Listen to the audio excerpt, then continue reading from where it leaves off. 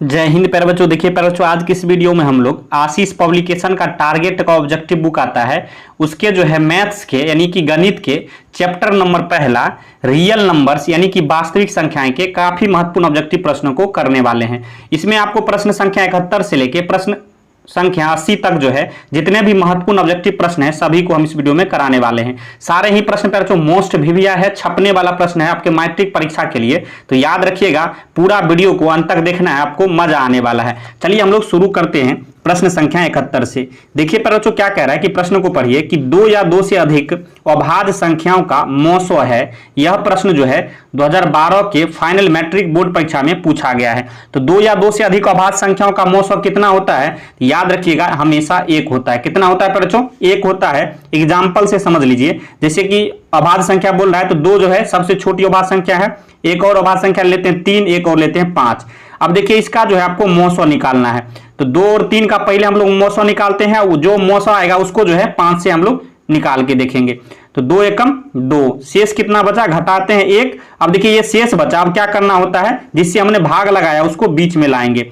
अब कितना से कटेगा? तो 2 से ये लगेगा, 2 1 दूनी 2। अब शेष कितना आ गया? 0 आ गया या फिर कट गया। तो जिससे हमने भाग लगाया था शेष 0 आ गया, तो उसका मतलब वही जो है मौसो होता है। क्या होता है? वही मौसो होता है। यहां से एक मौसो आ गया, अब एक मौसो आ गया। अब एक को जो है किससे लगाना है? 5 से लगा के देखना है। अब 1 बचे 5, देखिए शेष 0 आ गया, तो जिससे हमने जो है भाग लगाया था वही जो है मौसो हो जाएगा। क्या कॉन्सेप्ट निकला है कि दो या दो से अधिक अभाज्य संख्याओं का मौसो हमेशा एक होता है। याद रखिएगा इस कॉन्सेप्ट को, यह प्रश्न जो है आपको पूछे जाने वाला है। क्लियर है? तो ऑप्शन ए यहां बिल्कुल सही हो जाएगा। प्रश्न 2 को पढ़िए, कह रहे हैं निम्नलिखित में कौन परिमेय संख्या है? देखिए यह प्रश्न जो है 2011 में, 2012 में 2 बार, ये प्रश्न टोटल 3 बार आपके फाइनल मैट्रिक बोर्ड परीक्षा में पूछा जा चुका है, तो काफी महत्वपूर्ण है। तो आपको पूछा जा रहा है कौन परिमेय संख्या है। देखिए पर जो रूट वाला को पहचानने का तरीका समझिए, जो संख्या रूट से डायरेक्ट अगर बाहर उसका मान आ जाता है तो वह क्या होता है? वह जो है परिमेय होता है। जो मान जिसका मान नहीं निकल पाता है, जिसका मान निकलने के बाद दशमलव उसमलव में आता है, तो वह जो है अपरिमेय होता है। इस तरह से रूट 3 का जो है मान नहीं निकलता है। क्यों नहीं निकलता? क्योंकि रूट के अंदर जोड़ा में आना चाहिए। जैसे रूट 16 का मान आप 4 लिख सकते हैं। क्यों लिखते हैं? क्योंकि रूट के अंदर जो है 4 गुने 4 ये जोड़ा में है तो 1 निकल जाता है। तो रूट 3 जो है ये तो जोड़ा में नहीं बनेगा, इसका मतलब ये जो है नहीं निकल पाएगा, तो ये अपरिमेय हो जाएगा। ऑप्शन बी अगर देखिएगा यहाँ तो रूट 2 ऊपर नीचे कट जाएगा, तो क्या बचेगा? 2/1। तो ये 2/1 क्या परिमेय संख्या है? बिल्कुल है, क्योंकि ये p/q के रूप में हम लोग लिख सकते हैं। तो ऑप्शन बी यहाँ बिल्कुल सही हो जाएगा। प्रश्न 73 को पढ़िए, कह रहा है कि 2 क्रमिक सम संख्याओं का एचसीएफ होगा। प्रश्न 73 कह रहा है कि 2 क्रमिक यानी क्रमिक कहने का मतलब लगातार सम संख्याओं का एचसीएफ कितना होता है? याद रखिएगा बच्चों हमेशा कितना होता है? 2 होता है। इसका भी एग्जांपल से समझ लीजिए, 2 लगातार सम संख्या, जैसे 2 4 हो गया, 8 10 हो गया, 6 8 हो गया, इस तरह से जितना मन है आप चेक कर सकते हैं। एक किसी को हम चेक करके 2 और 4 को दिखा देते हैं।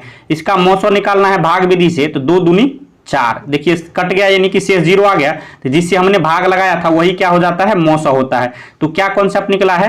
2 लगातार सम संख्याओं का एचसीएफ हमेशा 2 होता है। आप 8 10 को भी चेक करिएगा तो उसका भी 2 आएगा, 6 8 को भी करिएगा उसका भी 2 ही आएगा। तो याद रखिएगा यहाँ देखिए ऑप्शन जो है आपको बी जो है यहाँ करेक्ट हो जाएगा प्रश्न संख्या 73 का। प्रश्न आगे हम लोग चल रहे हैं प्रश्न 74 की ओर। कह रहा है किसी धनात्मक पूर्णांक a तथा b के लिए, कोई धनात्मक पूर्णांक a और b है, कह रहा उसका a और b का मौसो गुने a और b का लॉसो निम्न में से किसके बराबर होता है?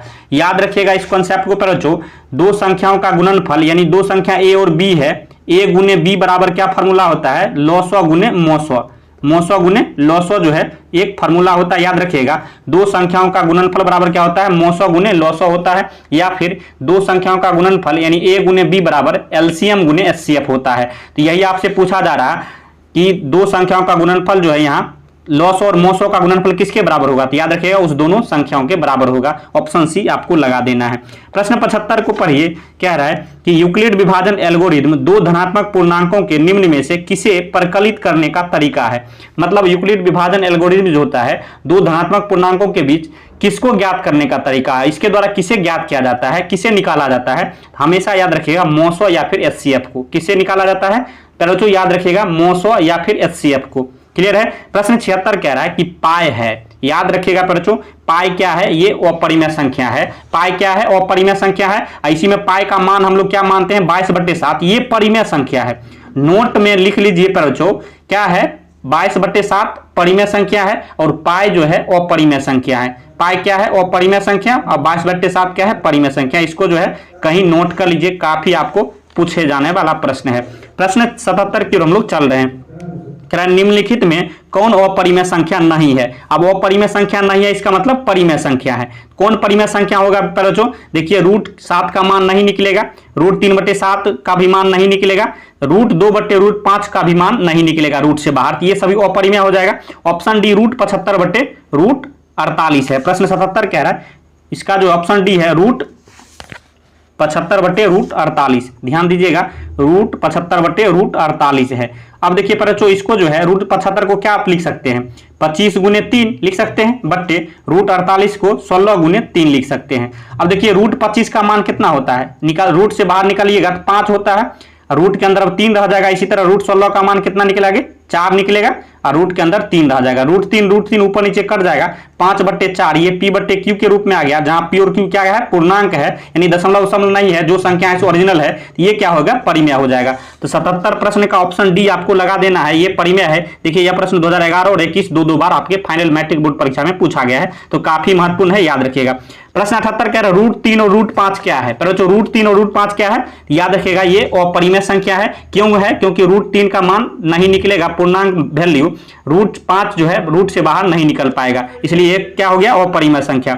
अब 79 प्रश्न कह रहा है कि निम्न में कौन सा भिन्न का दशमलव प्रसार शांत है। बच्चों, निम्न में किसका दशमलव प्रसार शांत है, हमने क्या बताया कॉन्सेप्ट। प्रश्न जो है 79 की ओर हम लोग चल रहे हैं कि p/q के रूप में कोई दिया हुआ है, तो q क्या, नीचे वाला बट्टा के नीचे वाला क्या होता है, हर होता है। हर हमेशा इसका गुणनखंड करने पर 2n × 5m के रूप में हमेशा होना चाहिए, ये शांत जो हो जाएगा। जब ऐसा रहेगा क्या हो जाएगा, शांत हो जाएगा। n और m का मान क्या है, पूर्ण संख्या। पूर्ण संख्या किसको बोलते हैं, जब गिनती की संख्या में 0 को हम समूह में मिला लेते हैं, 0 को इंक्लूड कर लेते हैं, तो वह क्या होता है, वह जो है पूर्ण संख्या हो जाता है। तो n और m का मान 0, 1, 2, 3 इस तरह से हो सकता है, तो हमेशा आपको इसी तरह करना है। तो ऑप्शन ए यहां चेक करिएगा, 17/105 है। क्या है, 17/105 है। अब देखिए नीचे वाला को आपको तोड़ना है, अभाज्य गुणनखंड में तोड़िए, 105 सॉरी। तो यहां से 3 से लगेगा 35 बार में, यहाँ 5 से लगेगा 7 बार में, 7 कितना से लगेगा, 1, अब रुक जाना है। देखिए 3 × 5 × 7 के रूप में आया है, ये क्या हो जाएगा बच्चों, अशांत हो जाएगा, क्योंकि 2 और 5 के रूप में इसका ये गुणनखंड आना चाहिए, तभी ये शांत हो पाएगा। इसी तरह यहाँ देखिएगा तो ऑप्शन बी भी नहीं होगा, ऑप्शन सी भी नहीं होगा, ऑप्शन डी 3/160 है बच्चों, 3/160 है। इसको देखिए 160 को गुणनखंड में तोड़िएगा, 2 से लगेगा 80 बार में, 2 से लगेगा 40 बार में, 2 से लगेगा 20 बार में, 2 से लगेगा 10 बार में, 2 से लगेगा 5 बार में। अब 5 कितना से लगेगा, 5 से लगेगा, 1 आ गया, रुक जाना है। 2 कितनी बार आया है, 1, 2, 3, 4, 5, क्या निकला है, 2 पर पावर 5 × 1, 5 पर पावर 1। अब देखिए 2 और 5 के रूप में आया है, बिल्कुल आया है, और 5 और 1 क्या है, पूर्ण संख्या है, तो याद रखिएगा ये क्या हो जाएगा, शांत हो जाएगा। तो ऑप्शन डी यहाँ क्या हो गया, बिल्कुल सही हो जाएगा, याद रखिएगा ऑप्शन डी बिल्कुल सही है। प्रश्न 80 की ओर हम लोग चलते हैं। देखिए इस कॉन्सेप्ट को भी समझिए बच्चों, क्या दिया है, 2.131 देखिए रिपीट हो रहा है। अब देखिए रिपीट बंद हो गया, अब 111 आ गया है, फिर 1113 आ गया है, मतलब ये बार बार वही संख्या रिपीट नहीं हो पा रहा है। तो ऐसी संख्या क्या होती है बच्चों, अपरिमेय होती है। जब बार बार वही संख्या रिपीट होता है, दशमलव भी रहता है, उसे हम लोग परिमेय संख्या मान सकते हैं, मतलब वह परिमेय संख्या होता है। अब जब रिपीट नहीं हो, इस तरह से बदल बदल के जब आता रहे संख्या, तो क्या होता है, ऐसी संख्या को हम लोग अपरिमेय संख्या कहते हैं। तो ऑप्शन सी यहाँ बिल्कुल सही हो जाएगा, याद रखिएगा। इस तरह से हमने आपको 10 प्रश्न करा दिए हैं। अब आपको वीडियो कैसा लगा इस कमेंट बॉक्स में जरूर आपको बताना है। वीडियो अगर पसंद आया हो तो लाइक करिएगा, चैनल पर नए सब्सक्राइब कर लीजिए, क्योंकि इस तरह का बेहतरीन वीडियो आपको हमेशा मिलता रहेगा। वीडियो देखने के लिए धन्यवाद, मिलते हैं नेक्स्ट वीडियो में, तब तक के लिए जय हिंद, जय भारत।